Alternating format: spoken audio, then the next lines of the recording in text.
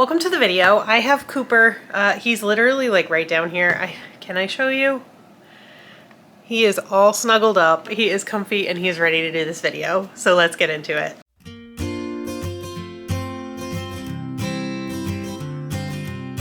So as you can probably tell by my voice, I am still sick. I've been sick for a week and a half now. So I apologize if I sound super nasally, but I am coming to you today with the end of year book tag. I most recently saw Becca and the Books do this tag, and in her video, she said that she was late doing it. So I don't know what that makes me, but this is going up way after hers.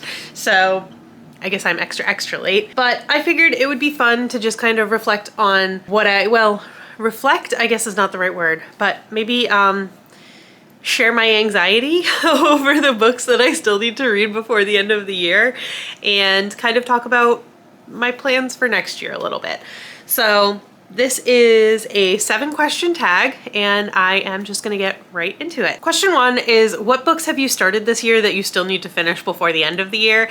And for me, there are a few, well, there's more than a few, but I'm just gonna talk about the few that I actually like really do hope to finish before the end of the year.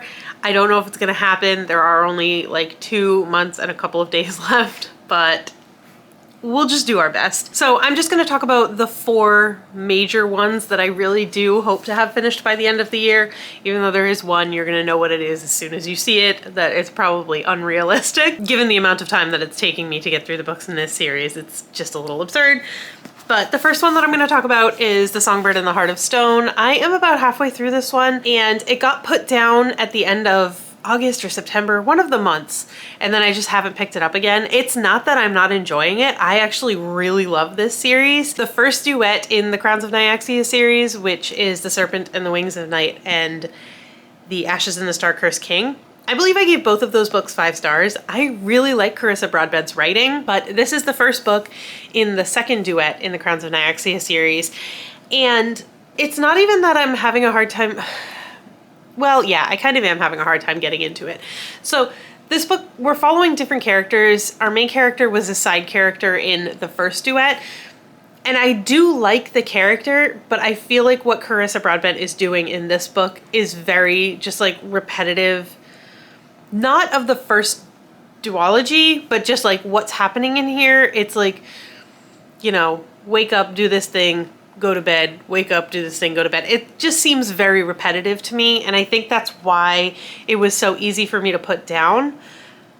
And that sounds really negative, but at the same time, I was still enjoying it. So I do really want to finish it, so hopefully I get to it soon. This isn't like a review or anything, so I'm not going to talk extensively about it, but I do still really want to finish this and move on in the series. The next one is on here, not because I don't think I'll be able to finish it, just because it's what I'm currently reading. So it doesn't necessarily fit the prompt. I feel like the prompt is more like, what are books that you've been working on long term that you need to finish? But just as a current read, I am reading The Heartbreak Hotel, which is why it is not in the dust jacket. But The Heartbreak Hotel, I am enjoying it so far. I'm only about 50 pages in at the time of filming this, but yeah, I like it. I will talk more about this because it is also an answer for another question farther in the tag, so I will leave it there. I'm also currently reading Heat of the Everflame by Penn Cole. It is the 3rd book in the Kindred's Curse saga, I believe is what it's called. The first book being Spark of the Everflame. Similarly to Songbird and the Heart of Stone, I almost feel like it's a little bit too repetitive. It lacks a little bit of editing, so like, it's taking me a while to get through. That being said, again, I am enjoying my time with it, but the other thing that is slowing me down with that one is it's on my Kindle, and my Kindle book is the book that I read before bed. So a lot of times I'll like read a few pages and then I'll pass out. So it's slow going, but I do hope to finish it before the end of the year. And the final one, which is a surprise to absolutely no one if you've been here for very long at all, and that is Valor by John Gwynne. This is the 2nd book in the Faithful and the Fallen series. I really love this series so far. I just need to actually pick it up. And I think the reason I don't is because it's big, it's intimidating. I read it physically, so like it's not like I'm listening to an audiobook and I can just listen to it whenever, which also will come up again in this tag. but I need to get on with this before I forget everything that happened in the first book. It's been like a year already, so I don't want to drag this series out forever. I did have every intention to join in Becca's read-along of this series, and then I just never picked it up. I think the timing was not good for me when they were reading this book, but other than that, I really have no excuse. I do need to read this. I want to read this. Will it happen before the end of the year? Your guess is as good as mine.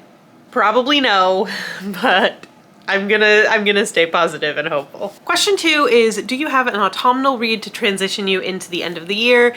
And I do. This is where I'm gonna plug in The Heartbreak Hotel again. First of all, I think the cover is very autumnal with like the sunset, the fall leaves kind of like blowing around the cover. And this book takes place in the mountains of Colorado, which is not necessarily autumnal because you can be in the mountains of Colorado in the heat of summer. But for me, when I went to Colorado, I've only been once, I absolutely loved it. But when I was there, it was late September, so in my mind, the mountains of Colorado just kind of go with fall. So this is my kind of like fall autumnal read. It's probably going to be the last really like fallish book that I read this year, because then we're going to transition into more holiday reads, which are also some of my favorite to read. And I will talk about later in this video. But yeah, so I'm just gonna say this is my autumnal transition book. I believe in the context of the tag, this is talking about like an autumnal book to transition you into fall. I'm talking about this in the context of transitioning me out of fall. So that's how this fits in for me. Like I said, I'm only about 50 pages in, but I am really enjoying it. And I'm hoping to finish it before the end of October, so it's like the perfect transition into the holiday season for me. So yeah, that's my choice for that one. Question 3 is there a new release that you're still waiting for? And for me, not really, honestly. I know that's kind of a stupid answer for a tag, like there's only 7 questions. How are you gonna answer one with just like nothing? But I haven't really been keeping up with new releases at all. Like I have my book of the month box, but I don't necessarily I haven't been like checking on new releases and like when things are coming out and like next books and series and stuff. So no, I'm not really necessarily looking forward to or like really waiting for any new releases in the next couple of months. Question 4 is, what are 3 books that you'd like to pick up before the end of the year? And for me, I have 2 holiday books and then one that's just a general, like, I want to read this book and I don't necessarily need to read it before the end of the year, but it would get my husband off my back about at least one thing. So the first book is The Christmas Fix by Lucy Score. I recently read Things We Never Got Over by Lucy Score. Her narration style is not necessarily my favorite. I don't love being told that a character is really smart and then feeling like I'm in the head of a 16-year-old girl when I'm actually reading the book from like a first-person perspective. That being said, I do own this book. I bought it, I think 2 years ago, and I meant to read it last year. I started it, read a few pages, and then put it down. And The Christmas Fix, I feel like should be read around Christmas time. So this is one of the books that I definitely want to try to get to in the next couple of months because it is seasonally appropriate. And the next book along the same lines is The Most Wonderful Crime of the Year, which I got as my very first book of the month book when I first started my subscription last year, I believe in November. I started my subscription in November. The first book I got to pick was for December. So this was the December 2024 pick for book of the month.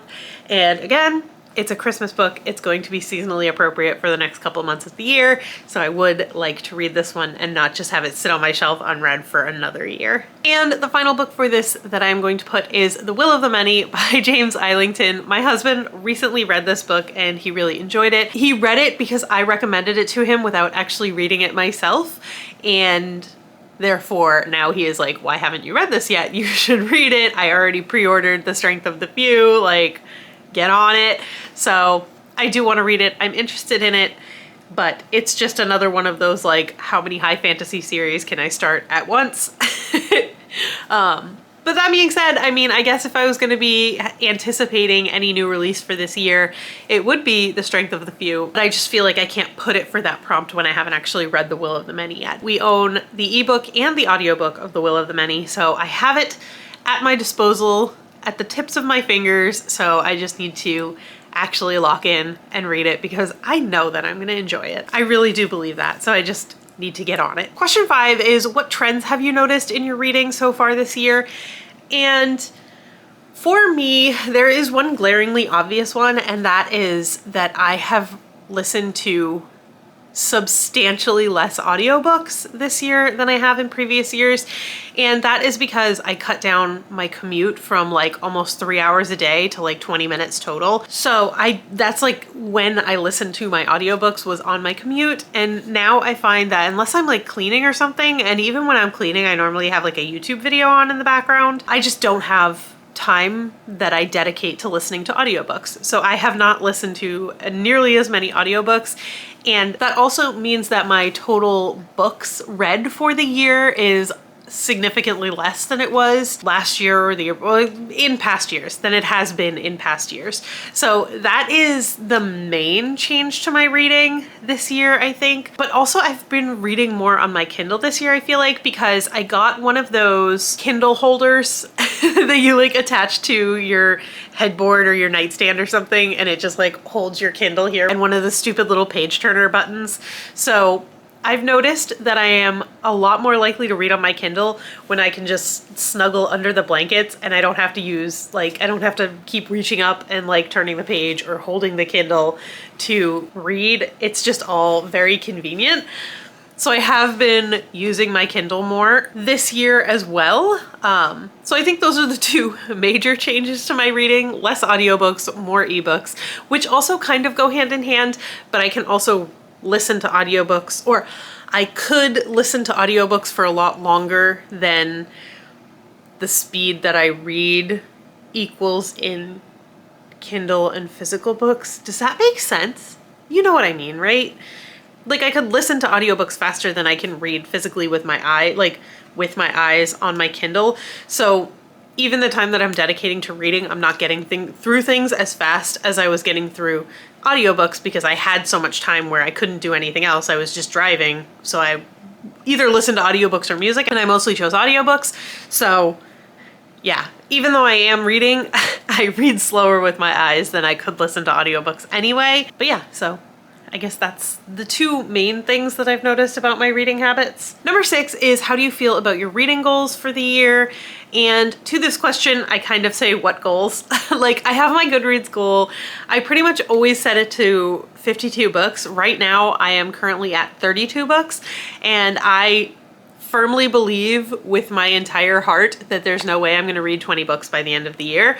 So I'm gonna fail that goal, which is fine. I am not somebody that puts a lot of like pressure on myself to finish my reading goal, but it really does show how much I was listening to audiobooks, because my goal is always set to 52, but I normally got to like 80, 90. I never made it to 100 books, but like I always surpassed that goal by a decent amount. And now I'm so far behind that I'm like, this is how much of a difference having a long commute and audiobooks makes in your reading, I guess. But that's the only like really firm kind of goal that I make. I did write a list of goals in my reading journal at the beginning of the year in terms of like finishing series, reading physical books, like that kind of stuff. And I promptly forgot about all of them. So bad, basically, is how I feel about my reading goals for the year. I will probably still set reading goals for next year, but it will also probably be the same. I'll just forget about them as soon as I write them down. And the final prompt is, have you started making your reading plans for next year? And the answer for that is yes and no. Okay, so I used to make on this very channel, I used to make quarterly goal videos where I would make goals for the quarter, come back, tell you how I did, make new goals. And in general, I am just not an organized enough person at this stage in my life to make goals and keep track of them and like monitor progress and all of this. It just seems like a lot of work for a hobby. So like I just said for the last question, I probably will set reading goals for next year. I probably will not stick to them. I will probably forget about them as soon as I wrote them. And it's basically the same with like planning my reading. I'll probably plan, I'll probably forget. My only solid plans are I'm gonna participate in Magical Readathon because that's just what I do. And I'm gonna play my TBR game. But in terms of planning what I'm actually gonna be reading, I do play the TBR game. I do participate in Magical Readathon and other various reading challenges throughout the year. But at my core, I am a mood reader, which is why I think I do so bad with reading challenges and finishing my TBRs and stuff, because I can say whatever I want. I could talk a huge game at the beginning of the month, but if that's not what I want to read when it's time for me to pick up my next book, at the end of the day, I'm gonna read what I want to read. So I don't have any reading plans like solidly in place for next year. I do intend to continue trying to read down my physical TBR, trying to prioritize that. I am thinking of doing another book on haul. I do want to continue my Simplify the Stack series, but I literally put out an episode like I think over a year ago, and then I have filmed, like it's supposed to be 3 books per episode. I read the first 2, filmed the clips, I picked the 3rd one, and then I'm just so uninterested in the book that it's just been sitting there for like a year and I just haven't touched it, and it's preventing me from filming the end of that video because I haven't read the 3rd book. And in my mind, like intellectually, I know that means I'm not interested in the book. I should just get rid of the book. But then I'm like, no, but I need to read it for this challenge. So I think one of my reading plans for next year is maybe to do like some sort of unhaul project, or maybe you would even call it like an anti-reading plan for next year. Like just get rid of the books without even trying them. Maybe it's time for an unhaul. I don't know. But I don't know. I feel like this last question kind of went off the rails a little bit, but I am going to just end it here because what you are not going to see after this is nice and polished and edited is that I keep having coughing fits. So I think my throat is done. We are going to call it quits on this video. But let me know what your reading plans are for the end of the year and if you feel like you did well on your reading goals for 2025. And if you have any in place for 2026, let me know what they are. And I will see you in my next video. Bye.